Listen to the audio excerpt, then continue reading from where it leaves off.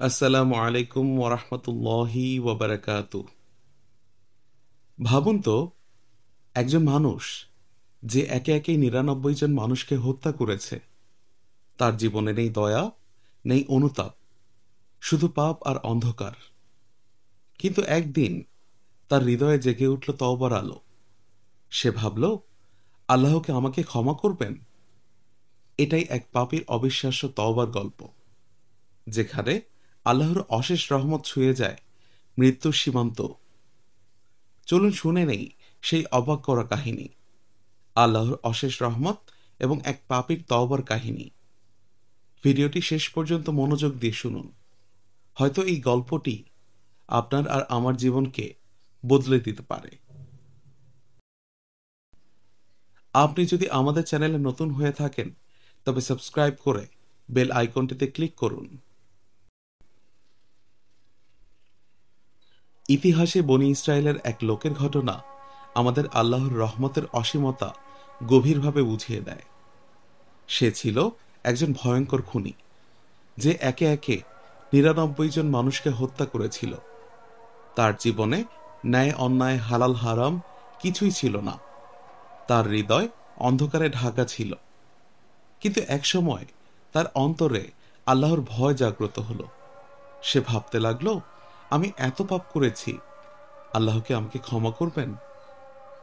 তওবার উদ্দেশ্যে সে গেল এক আবিদের কাছে।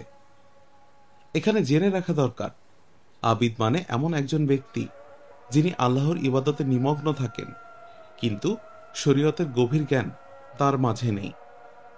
আর আলেম হচ্ছেন সেই ব্যক্তি যার কাছে আছে জ্ঞানের আলো, যিনি জানেন কুরআন, হাদিস এবং ফিকহের প্রকৃত অর্থ। লোকটি আবিদকে জিজ্ঞাসা করল, আমি ৯৯ জন মানুষকে হত্যা করেছি, আল্লাহকে আমাকে ক্ষমা করবেন? আবিদ বিস্মিত হয়ে বলল, তুমি ৯৯ জনকে খুন করেছ, আল্লাহ কখনো তোমাকে ক্ষমা করবেন না। এই উত্তর শুনে সেই লোকটি ক্রোধান্বিত হয়ে গেল।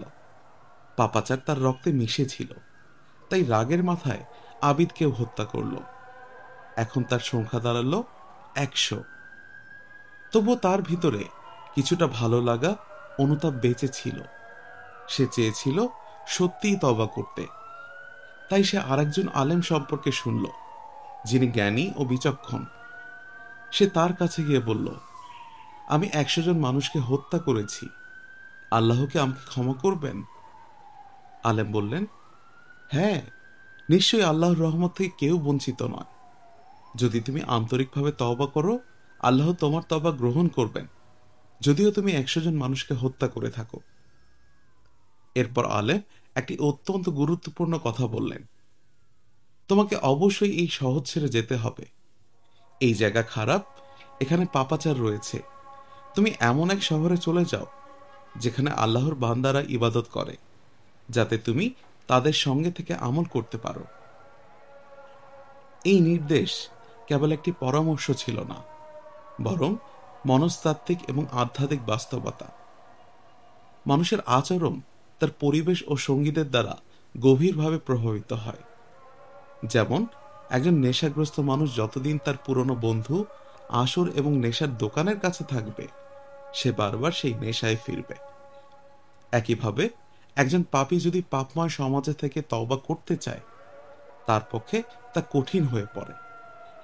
তাই আলেম তাকে বলেছিলেন, ভালো মানুষের কাছে যাও, কারণ ভালো সঙ্গ ভালো দিকে টেনে নেয়, আর খারাপ সঙ্গ ধ্বংসের দিকে। রাসূলুল্লাহ সাল্লাল্লাহু আলাইহি ওয়াসাল্লাম বলেছেন, যদি তুমি একজন কামারের পাশে বসো, তবে তার গন্ধ তোমার গায়ে লাগবে। আর যদি তুমি কস্তুর বিক্রেতার পাশে বসো, তবে তার সুগন্ধ তোমার গায়ে লেগে যাবে। অর্থাৎ তুমি যার সঙ্গে থাকবে, তার প্রভাব তোমার উপর পড়বেই। আলেমের পরামর্শ অনুযায়ী সে রওনা হলো। এখন তার হৃদয়ে সত্যিকারের অনুতাপ, আশা ও পরিবর্তনের আকাঙ্ক্ষা। কিন্তু আল্লাহর ইচ্ছায় সে নতুন শহরে পৌঁছানোর আগেই মৃত্যু তাকে গ্রাস করল। তার মৃত্যু হলো দুই শহরের মাঝামাঝি এক স্থানে। এবার ফেরেশতারা এলেন, একদল শাস্তির ফেরেশতা, অন্যদল রহমতের ফেরেশতা। শাস্তির ফেরেশতারা বললেন, সে তো 100 জনকে হত্যা করেছে, সে এখনো ভালো শহরে পৌঁছায়নি, তার তওবা সম্পূর্ণ হয়নি। অপরদিকে রহমতের ফেরেশতারা বললেন, কিন্তু সে তওবার জন্য যাত্রা করেছে, তার অন্তর পরিবর্তিত হয়েছে। তাদের মধ্যে তর্ক শুরু হলো, কে তার আত্মা কবজ করবে। তখন আল্লাহ সুবহানাহু তাআলা আরেকজন ফেরেশতাকে পাঠালেন। তিনি বললেন, তোমরা মাপো সে কোন শহরের কাছাকাছি। যদি সে খারাপ শহরের কাছে হয় তবে সে জাহান্নামী, আর যদি সে ভালো শহরের কাছে হয় তবে সে জান্নাতি। রাসূলুল্লাহ সাল্লাল্লাহু আলাইহি ওয়াসাল্লাম বলেন, আসলে সে তার নিজের শহরের দিকেই বেশি কাছাকাছি ছিল, অর্থাৎ হিসাব অনুযায়ী তার জান্নাত পাওয়ার কথা ছিল না। কিন্তু আল্লাহ তার অসীম রহমতে জমিনকে নির্দেশ দিলেন, তুমি খারাপ শহরকে দূরে সরিয়ে দাও আর ভালো শহরকে কাছে আনো। এভাবে পরিমাপ করে দেখা গেল লোকটি ভালো শহরের কাছেই আছে। ফলে আল্লাহ তার তওবা কবুল করলেন এবং জান্নাত দান করলেন। সুবহানাল্লাহ। আল্লাহর রহমতের এই উদাহরণ কুরআনের এই আয়াতকে মনে করিয়ে দেয়। সূরা আজ-জুমারের 53 নং আয়াতে আল্লাহ তাআলা বলেছেন, হে আমার বান্দারা, যারা নিজেদের উপর জুলুম করেছ, আল্লাহর রহমত থেকে নিরাশ হয়ো না। নিশ্চয়ই আল্লাহ সব গুনাহ ক্ষমা করেন। কেন আল্লাহ এমন করলেন? আল্লাহ চাইলে তাকে সরাসরি ভালো শহরে মৃত্যু দিতে পারতেন, কিন্তু তিনি তা করেননি। কেন? কারণ তিনি চেয়েছিলেন মানবজাতিকে শিক্ষা দিতে। দেখো, আমি কতটা আগ্রহের সঙ্গে বান্দাকে ক্ষমা করতে চাই। আমি তার জন্য জমিন পর্যন্ত বদলে দিতে পারি। এটি আল্লাহর ভালোবাসা নিদর্শন। তিনি কখনো বান্দার অনুতাপ প্রত্যাখ্যান করেন না।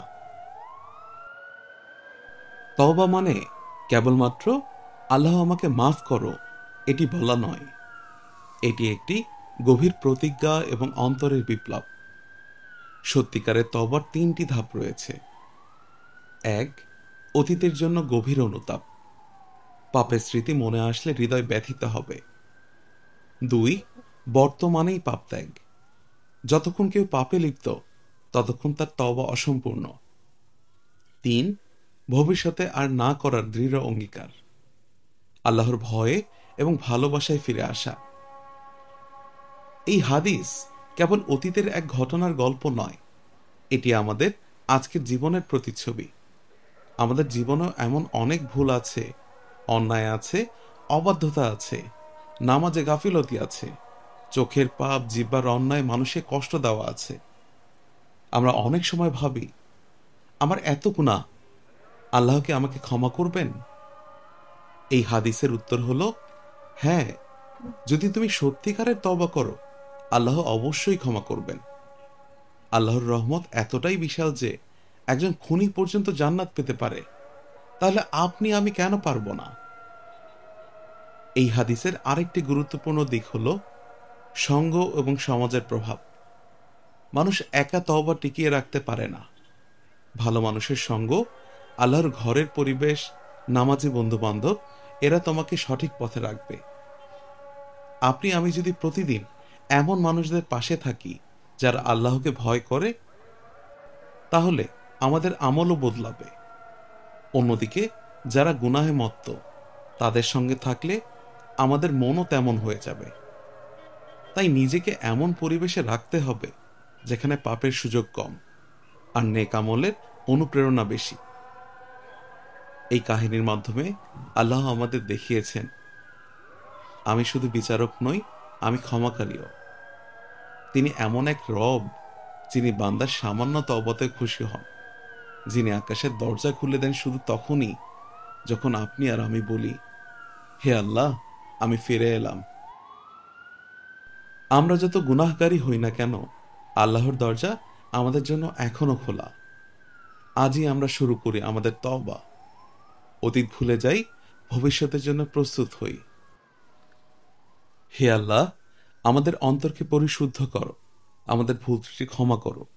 আমাদের এমন সঙ্গ দাও যারা আমাদেরকে তোমার পথে পরিচালিত করবে। আমাদের শেষ পরিণতি যেন হয় ভালো মানুষের দলে, যেন মৃত্যুর সময় আমাদের নামও জান্নাতের তালিকায় লেখা থাকে। আল্লাহুম্মা আমিন।